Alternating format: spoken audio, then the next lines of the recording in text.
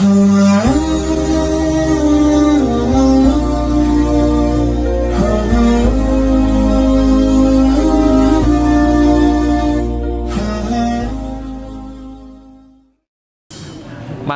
itu niat baik itu harus tertanam pada diri kita, harus kita munculkan terus.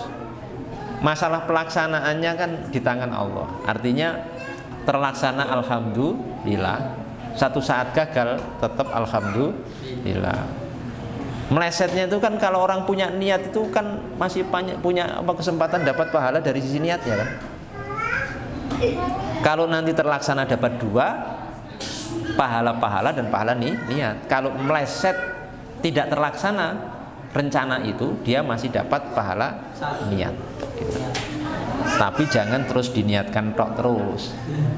Yang penting niat, yang penting niat. Itu bonus Pak. Maksudnya ya tetap niat dan berusaha melaksanakan. Melesetnya gagal itu masih mendapatkan apa? Pahala dari niat kita.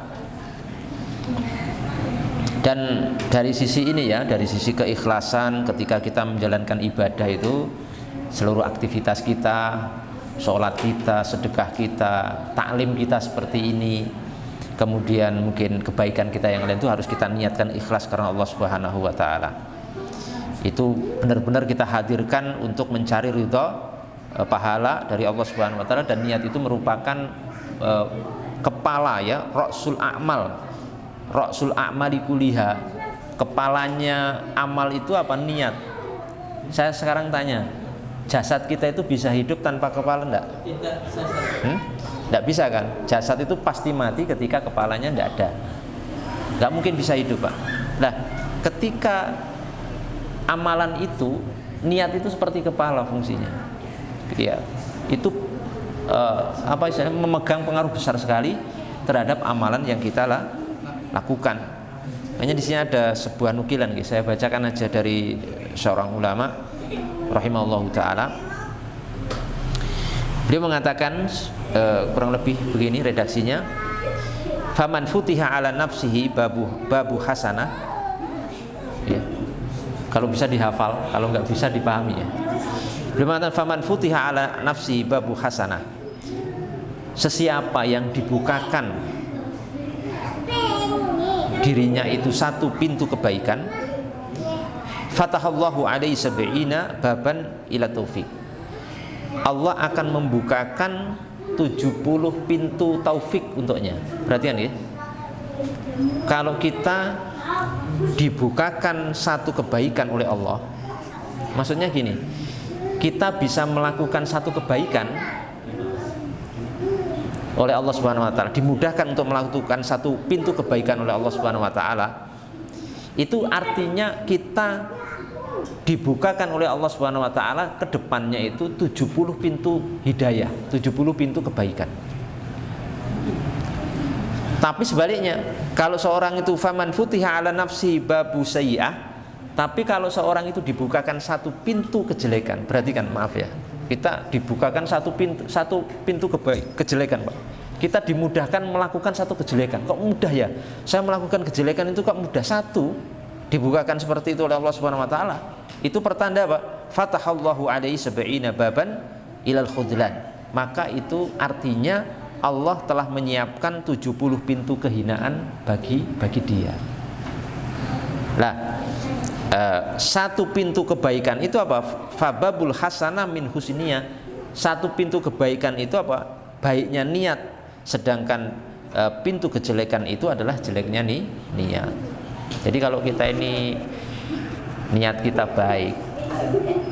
baik itu, insya Allah kita akan dibukakan 70 daripada pintu taufik. Maka niat itu harus baik terus Pak.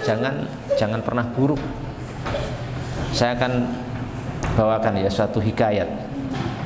Hikayat ini bukan hadis, bukan Quran. Jadi percaya boleh, nggak percaya juga boleh. Namanya hikayat.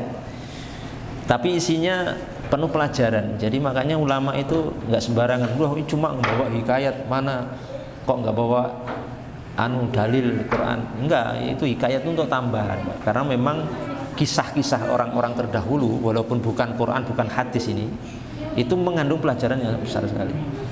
Jadi hikayatnya itu, dulu ada dua orang saudara gitu. Kakak beradik, ada masih ada adik itu, kakak beradik, bersaudara. Saudara pertama itu statusnya abid. Abid itu ahli ibadah. Ahli ibadah. Ini abid itu ahli ibadah, bukan sekedar orang ibadah. Kita ini belum masuk ahli ibadah. Kita ini statusnya baru orang yang melaksanakan ibadah. Sholat ya sholat, poso ya poso, zikir kadang-kadang gitu.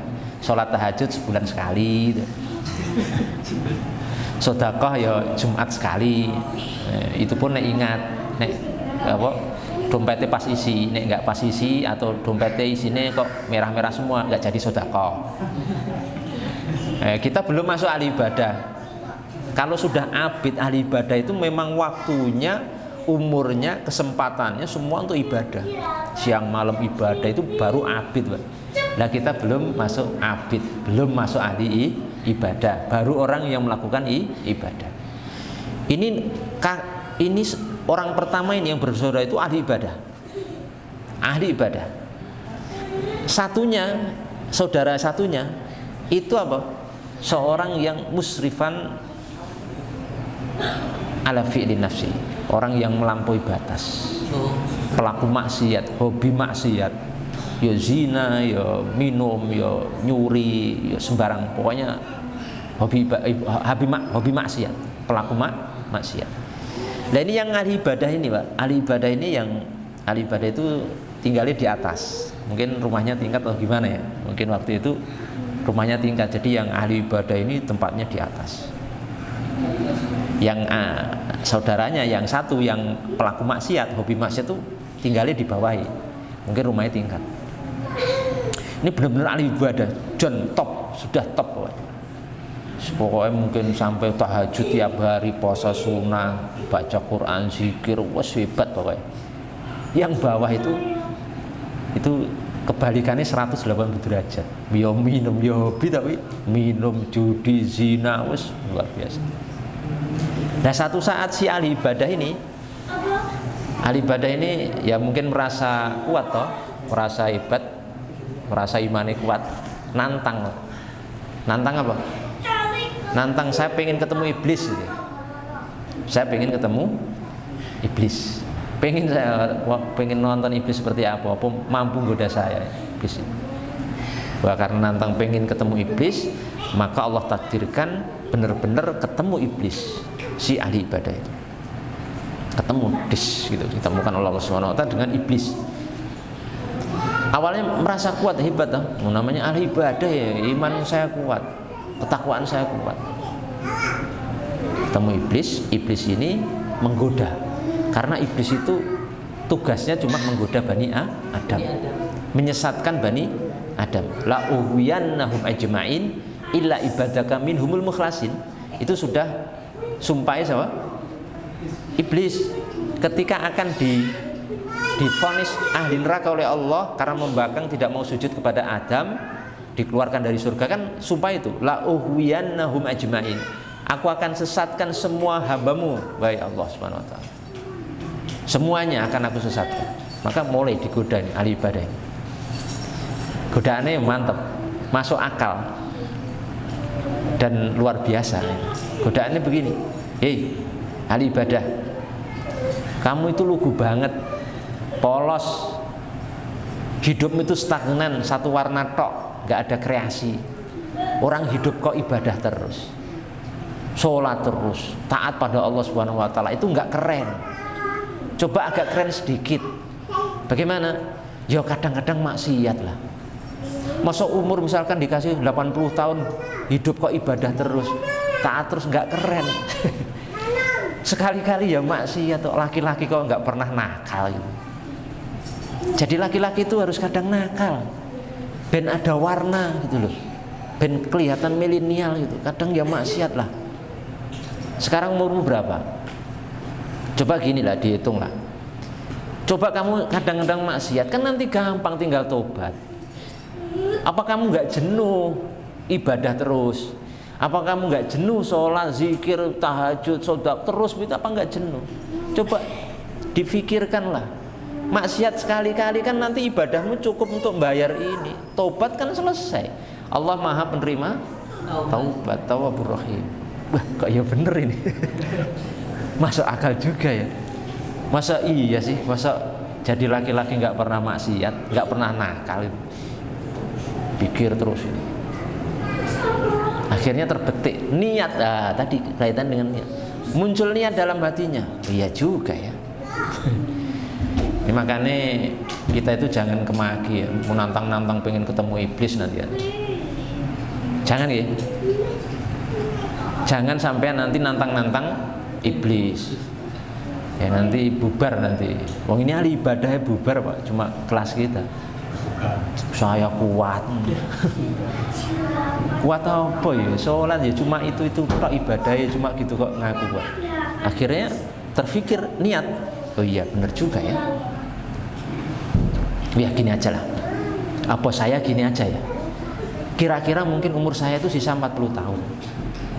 Tak gunakan maksiat yang 20 tahun, sisanya nanti untuk taubat, kan beres. Yang penting nggak syirik lah, yang penting maksiat-maksiat yang biasa aja, yo zina, yo minum khamr, yo gini. Tapi yang penting jangan syirik lah. Nanti 20 tahun sisanya saya gunakan untuk apa? Taubat pada Allah Subhanahu wa taala, kan selesai. Sudah saya merasakan nikmat dunia, maksiat, tapi tetap masuk surga. Karena nanti di akhir 20 tahun terakhir itu saya akan taubat pada Allah Subhanahu wa taala. Jadi tetap maksiat yang merasakan, tapi tetap masuk surga. Nikmat dunia dapat, nikmat surga juga dapat. Wah, mantap, iya kan. Terus ternyata orang di bawah tadi, saudaranya kandung yang di bawah itu pelaku maksiat yang demikian luar biasa, hidupnya penuh dengan maksiat, dan itu berpikir berbeda dengan yang di atas. Saya itu apakah seperti ini terus ya? Masa hidup cuma maksiat terus, padahal nanti saya juga akan mati, akan bertanggung jawab, dan hidup di dunia itu tidak lama dan seterusnya. Akhirnya yang di bawah niki dia apa? Dia berubah, punya niat, saya pengen tobat, saya pengen memperbaiki diri, saya pengen meninggalkan maksiat dan taat pada Allah Subhanahu wa taala. Lah selesai ngomong seperti itu Pak, saudara yang di atas itu berjalan kesandung sesuatu, kakinya terus jatuh itu kemudian menimpa saudara yang di bawah, kemberuan yang di bawah itu. Akhirnya dua-duanya itu mati bareng seketika itu. Dua-duanya mati bareng. Nah, pada akhirnya dua orang ini di hari kiamat fakhusyiral abidu ala niyatil maksiyah. Akhirnya orang yang di atas, yang ahli ibadah itu di hari kiamat dibangkitkan oleh Allah Subhanahu wa taala di atas niat maksiatnya. Kan rencana mau maksiat toh? Ya. Itu di hari kiamat dibangkitkan di atas niat maksiatnya. Ya. Kemudian wa husyira al-asi ala niyati taubah wa ta'ah. Dan yang orang di bawah yang pelaku maksiat itu dibangkitkan di hari kiamat di dalam niat apa? Di dalam niat taubat dan rencana pengen taatnya kepada Allah Subhanahu wa taala. Maka di situ pelajarannya pelajarannya kata para ulama fayan bagi lil abdi ayusina niyatahu. Maka hendaknya seorang hamba itu harus apa? Terus memperbaiki niatnya kepada Allah Subhanahu wa taala. Yang penting niat terus harus niat baik sehingga kita nanti itu akan mendapatkan barokah daripada niat kita, kebagusan niat kita itu setiap saat. Walaupun mungkin kita belum sempurna saat ini ya, walaupun kita mungkin masih jauh dari ideal, tapi niat itu jangan pernah buruk Pak, supaya satu saat ketika kita terjadi hal-hal seperti kisah tadi, kita tetap dibangkitkan, dikumpulkan di atas niat apa yang baik pada Allah Subhanahu wa taala.